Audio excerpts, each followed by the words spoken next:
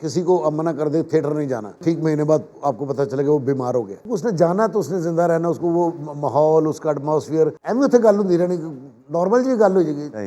पानी दे तेन टांगा वजह है। हमारे पाकिस्तान में ये पहली होगी जो स्टैंड अप कॉमेडी करती है।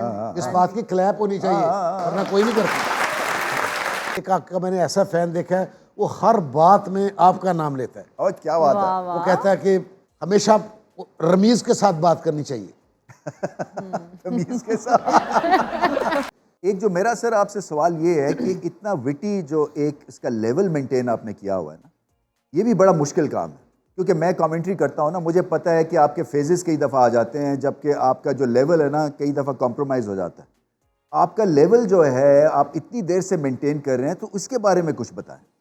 भाई वो क्योंकि काम ही ये, सुबह से उठते हैं, कभी चले गए रिकॉर्डिंग पे, चले गए, फिर थिएटर चले गए।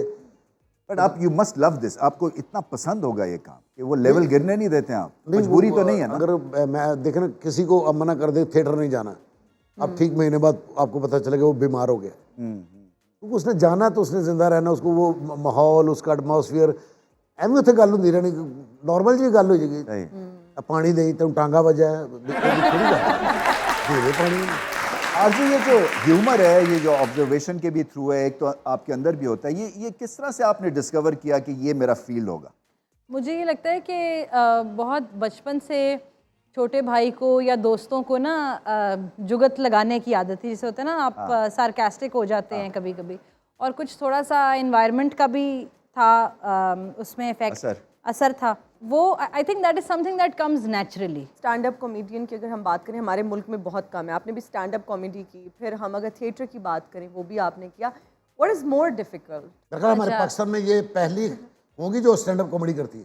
इस बात की क्लैप होनी चाहिए, वरना कोई नहीं करता।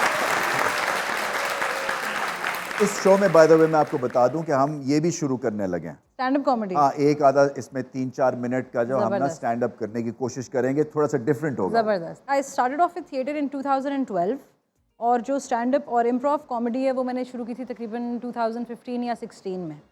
और अब which is a difficult medium, ये बड़ा मुश्किल सवाल इसलिए क्योंकि थिएटर का जो आपका थिएटर में डेप्थ बहुत ज़्यादा होती है। आपने एक गो में परफॉर्म करना होता है सब कुछ, और सरप्राइजिंगली आप एक गो में परफॉर्म करके फारिग भी जल्दी हो जाते हैं 1.5 से 2 घंटे में।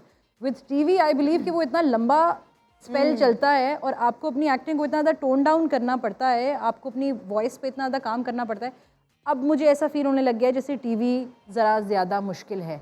आपके फैन हैं आपके बच्चे? फैन बस है मेरे फैन। मैंने तो आपके ऐसे से फैन देखे हैं। एक आपका मैंने ऐसा फैन देखा है, वो हर बात में आपका नाम लेता है। और क्या बात है। वो कहता है कि हमेशा रमीज के साथ बात करनी चाहिए। रमीज के साथ। यार वो अंदर आई तो उसे जरा रमीज नहीं थी। को बड़ा बैठा हुआ, को छोटा बैठा हुआ है, वालिदैन को चाहिए कि अपने बच्चों को रमीज दें।